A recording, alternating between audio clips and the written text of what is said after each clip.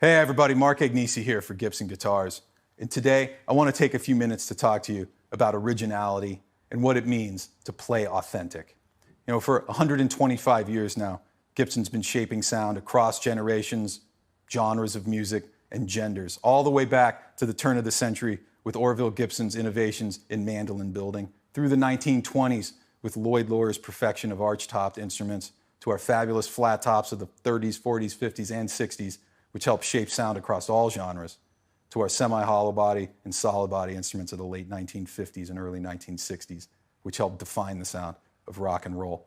Gibson's been innovating the whole time, and we want to talk to you today about some of those innovations. First, the one I got in my hands, the big daddy of them all, the Les Paul. This single cutaway carved maple top design originally came out in 1952 and is iconic to rock and roll as the name that it bears on the headstock. In 1960, the introduction of the Gibson SG with its double-horned body. It's never been out of production, the only Gibson solid body guitar to always be in production since its creation in 1960. We have the mouse-eared F-hold semi-hollow body design with the ES 335, 345, and 355 that graced so many albums of the 50s and 60s, all the way to Ted McCarty's most iconic designs in the futuristic series, like the Flying V and Explorers, some of the most copied and imitated guitars of all times.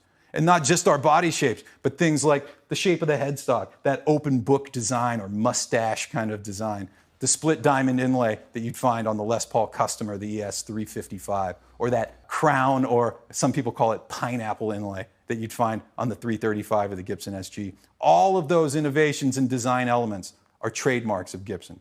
Why does this matter?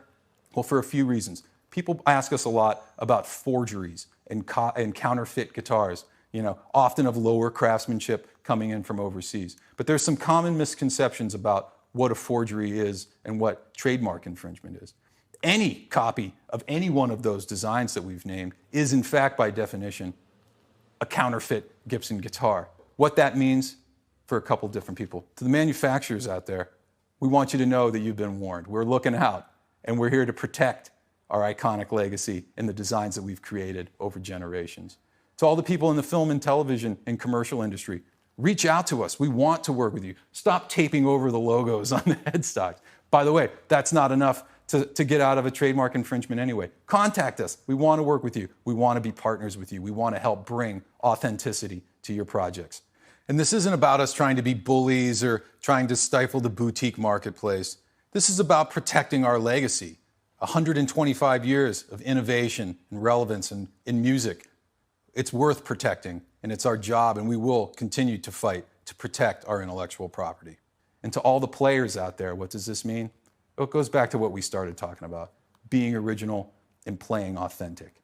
Gibson's been investing money in our factories, in our team of people working, in the content that we're creating to make the Gibson experience the best and make the best guitars we've made in 125 years. And it's our goal that for the next 125 years coming, that will be the most relevant, the most loved, and most played guitar brand in the world. Be original, play authentic, and remember, only a Gibson is good enough.